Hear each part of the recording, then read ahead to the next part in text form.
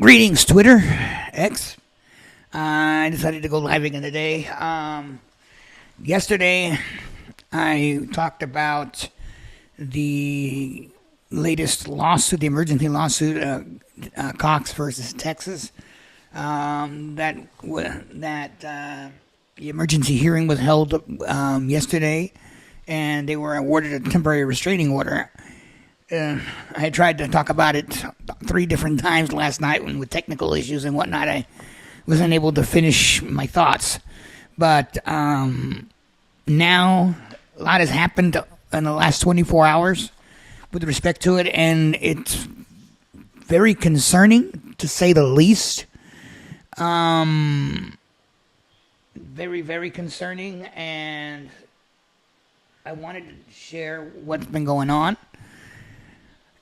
And as usual, my perspective, my point of view with respect to what has occurred.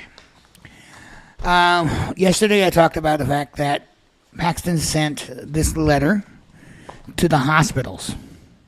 And I read the letter, and I kind of talked about it and what my concerns were.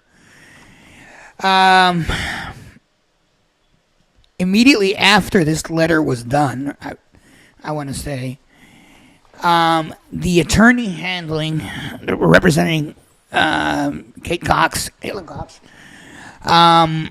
sent a letter to the judge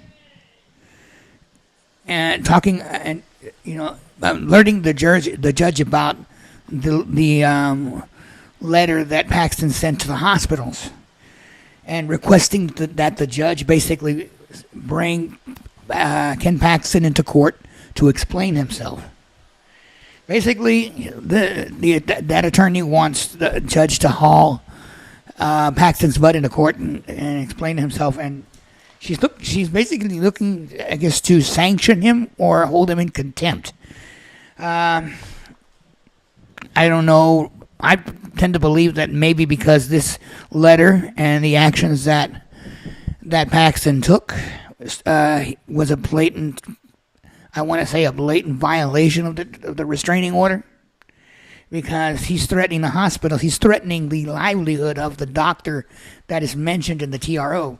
So, my question, and I posted this on social media, is that does that signify that this is in essence a violation of the restraining order? I don't know. The funny thing is that not immediately after, but late last night, Ken Paxton's office filed an appeal with the Texas Supreme Court. I can only speculate, and I do this by analyzing the timeline. I can only speculate that Paxton is trying to circumvent the district court, because he submitted the letter to the hospital. He probably knew going into it that this was going to be picked up as a violation of the restraining order, in a manner of speaking. And when I'm assuming that when he knowing Ken Paxton, he's probably got ears everywhere, ears and eyes on the court system. And he was probably made aware somewhere along the lines yesterday that the Center for Reproductive Rights, their attorney, Molly Twain, sent a letter to the judge. And my take is that when he discovered, or my perspective is that when he discovered that letter went to the judge, that he acted immediately in the middle of the night, basically at 11:45, because I saw the stamp on the document. He went and filed an appeal with the Texas Supreme Court at midnight. Why would he do that late at night? The only reason I can come up with, in an impartial manner, is that he's trying to use the Supreme Court of Texas to circumvent the district court, so that and by the time he gets, I guess by the time he gets pulled into the district court in front of Judge Gamble Guerra, he hopes to have the backing of the Supreme Court with a written mandamus saying, okay, a higher court has overruled you. And I said something yesterday in one of the live stream attempts that I did. I said that I found this concerning, that the letter itself gave me a eerie feeling that Paxton was using malicious intent, in this case. And given the sequence of events from yesterday until now, the timeline, it confirms to me more along the lines that maybe, yes, he is trying to circumvent, the lawsuit by other means. Now, is this legal? Is this ethically or morally correct?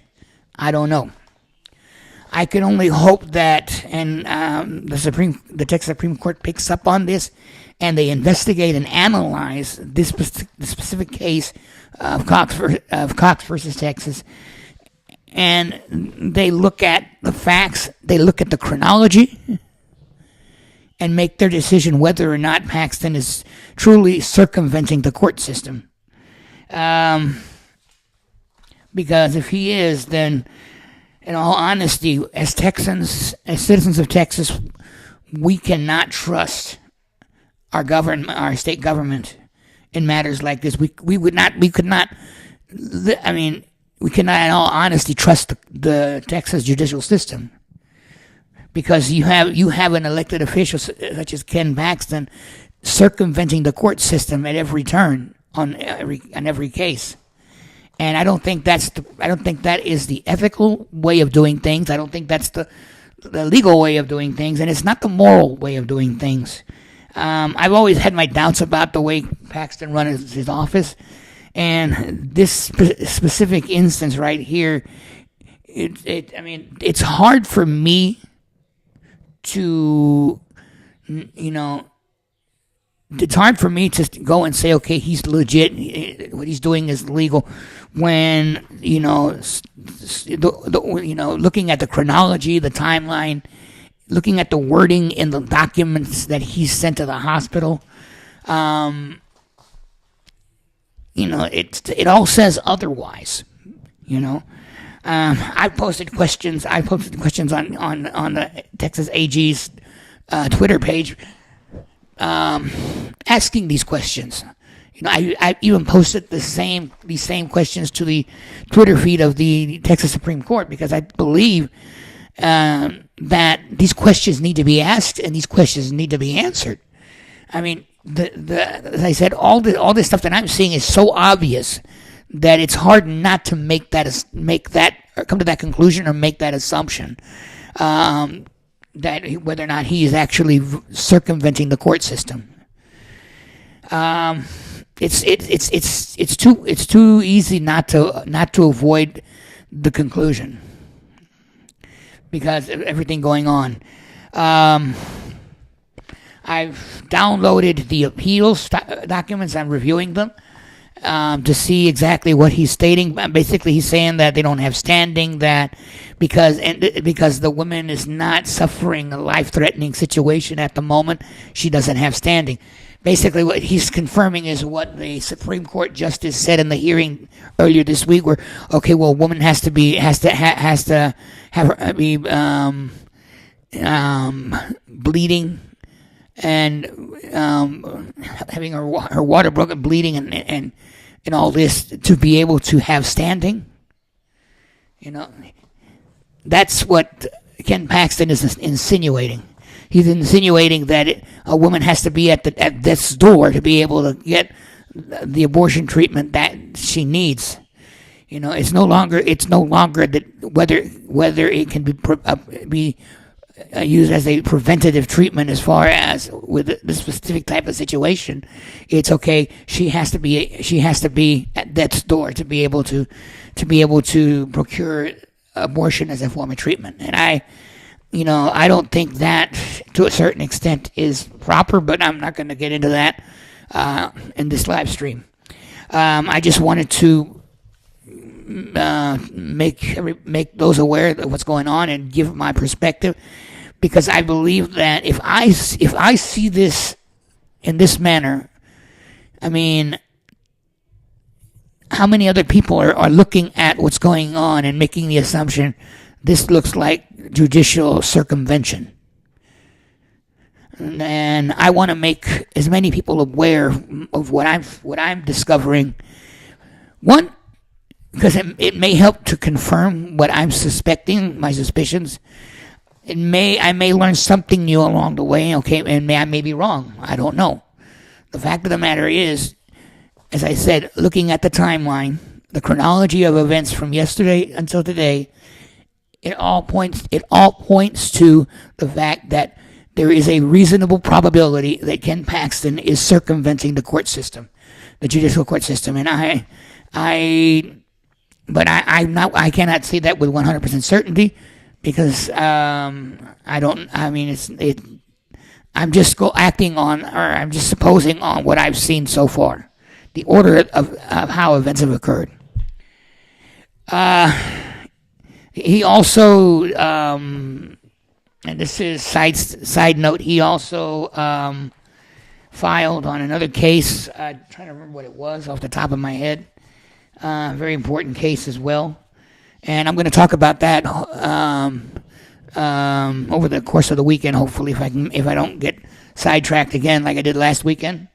But for the time being, I guess it's a matter of just watching and seeing how this is going to play out. Now, in the appeal, they're expecting the attorney for Cox to respond to the appeal, and she was supposed to respond today, and I'm waiting to see if they post the response, and I want to read it, and I want to compare both, and when I do, I'll sit down and probably share my take on it, because I do believe this is a very concerning issue, very interesting issue as far as the way this is playing out, because as I said, I believe that there's something not right about what Ken Paxton is doing.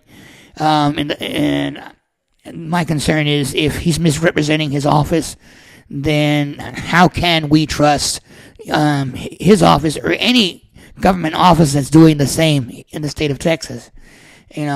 We have to be able to trust our elected officials and our government agencies, but if things like this happen, how can we trust them? That's, I think, the question that we as Texans need to ask ourselves at this present time. We're just going to have to wait and see how this plays out in the meantime, and go from there. But that was my take. I wanted to talk about this briefly.